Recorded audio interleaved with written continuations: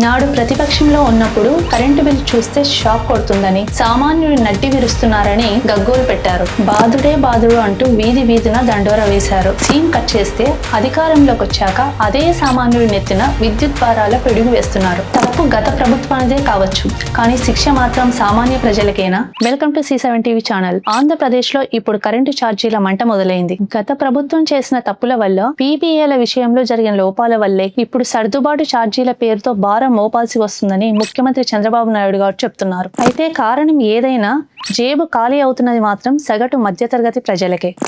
ఎన్నికల ముందిచ్చిన హామీలు దేవుడెరుగు. ఉన్న పలంగా వేల కోట్ల రూపాయల భారాన్ని ట్రూ అప్ ఛార్జీల రూపంలో ప్రజలపై రుద్దడంపై సర్వత్రా నిరసనలు వ్యక్తమవుతున్నాయి. నాడు పవన్ కళ్యాణ్ గారు, చంద్రబాబు నాయుడు గారు చేసిన విమర్శల వీడియోలను నెటిజన్లు సోషల్ మీడియాలో రిజిస్టర్ చేస్తూ నాడు బాదుడే బాదుడు, మరి నేడు చేస్తున్నది ఏంటి అని ప్రశ్నల వర్షం కురిపిస్తున్నారు. వైసీపీ హయాంలో కరెంట్ ఛార్జీలు పెరిగినప్పుడు ఇప్పులు చెరిగిన కూటమి నాయకులు ఇప్పుడు అదే దారిలో వెళ్లడంపై జనాల్లో అసహనం పెరుగుతుంది. అటు నిత్యావసర ధరలు, ఇటు కరెంటు బిల్లులు వెరసి సామాన్యుడు బతుకు భారంగా మారుతుంది. గత ప్రభుత్వం చేసిన తప్పులను సరిదిద్దాల్సింది పోయి ఆ భారం సామాన్యుల పైన వేయడం ఎంతవరకు సమంజసం? హామీల అమలులో జాప్యం ఒకవైపు, అదనపు భారాలు మరొక వైపు. ఏపీ ప్రభుత్వం దీనికి ఎలాంటి సమాధానం చెబుతుంది?